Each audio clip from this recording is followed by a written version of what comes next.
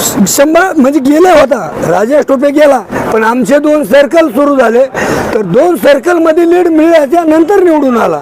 मग त्याचं काम आहे आणि तो तिथं एका दिवसावर येतोय, टोटल खर्च करतोय.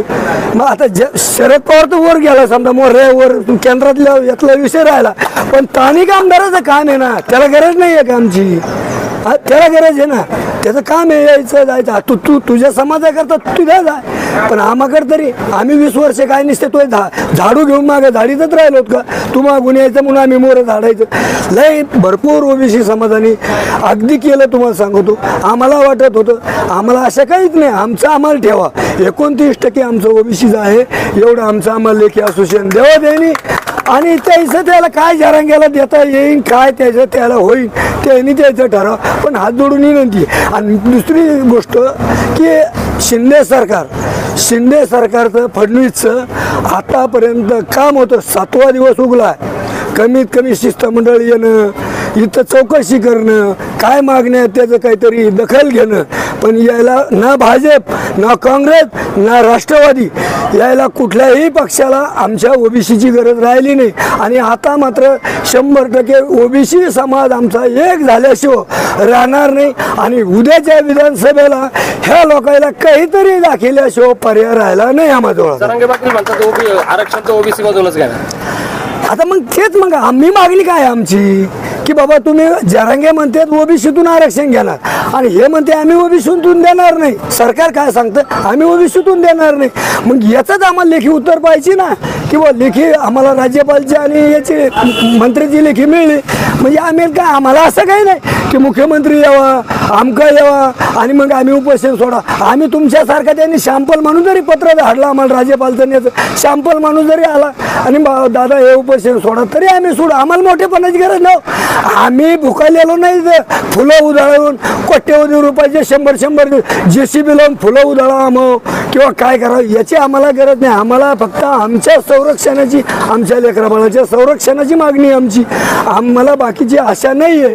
आतापर्यंत सहकार्य केलं द्यायला, पण आज वाटत होतं आम्हाला, आता 7 दिवसाच्या आधी पण वाटत होतं की नक्की काहीतरी 4 लोक आपल्या मागे आहेत बा. हे पुढारी हे याचे खासदार आहेत. आज तुम्ही विचार करा, साधं उदाहरण देतो. नगर जिल्ह्यामध्ये खेरकड ओबीसीचा होता. निलेश लंके आणि विखे हे मराठा होते. निलेश लंके निवडून कोणी दिला? पाथर्डीमधून वंजारा समाज ओबीसी समाज जादा आहे. पाथर्डीमधून त्याला लीड आहे. मग कोणी लीड दिली ती?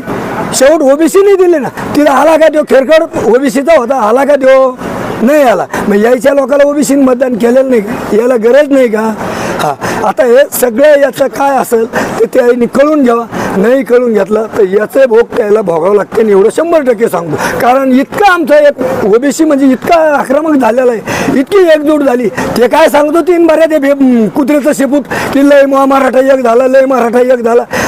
शेळीचं शेपूट, अरे गांजा ओढू परेशान झालास म्हणा तू. दारू पेपून त्या वने आबाचे पैसे दिलेस का तो? 50 रुपये दारूचे आज 6 वर्षापूर्वी घेतलेले. तो काय सांगतो? त्याच्यावर चालतं का सरकार? आता सरकार याचा ऐकतं का? भिकार सोडतं. या सरकारला गरज नाही का आमची? होय, सरकारने विचार करा ना. आणि ते शंभूराज देसाई त्याला विचारते आपल्याला पोलीस भरतीमध्ये जरांगे पाटील वय किती वाढायचं?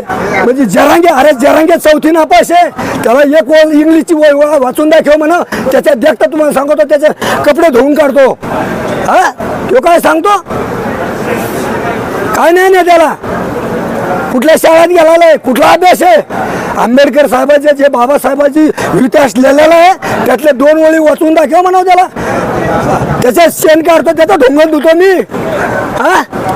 एवढं सांगत होते. एवढं आमच्या समाजाकरता, ओबीसी समाजाकरता एवढं हे झालं की होय समाज आहे.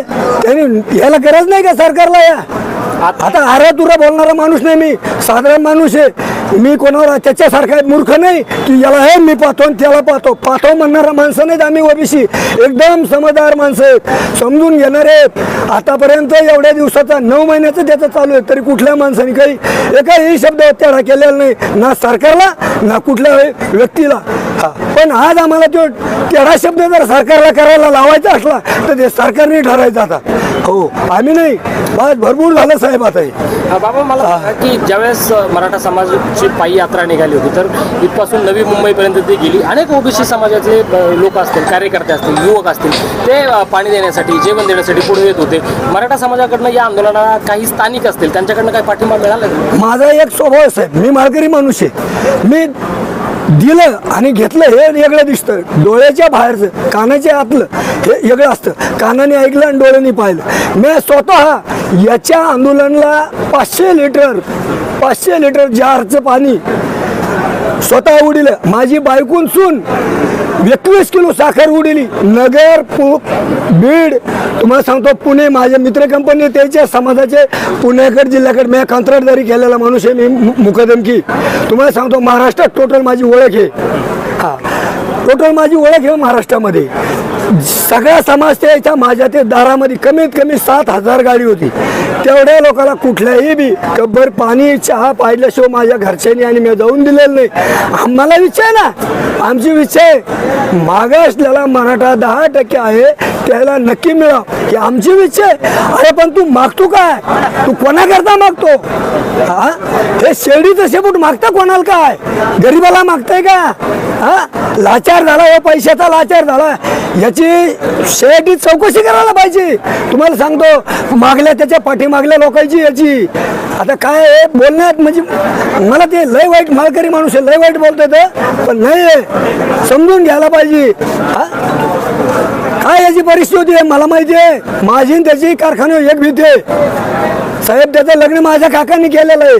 15 दिवस येडे घालीत होते माझे काका त्याच्या मंडळीच्या घरी. हे काय सांगतो.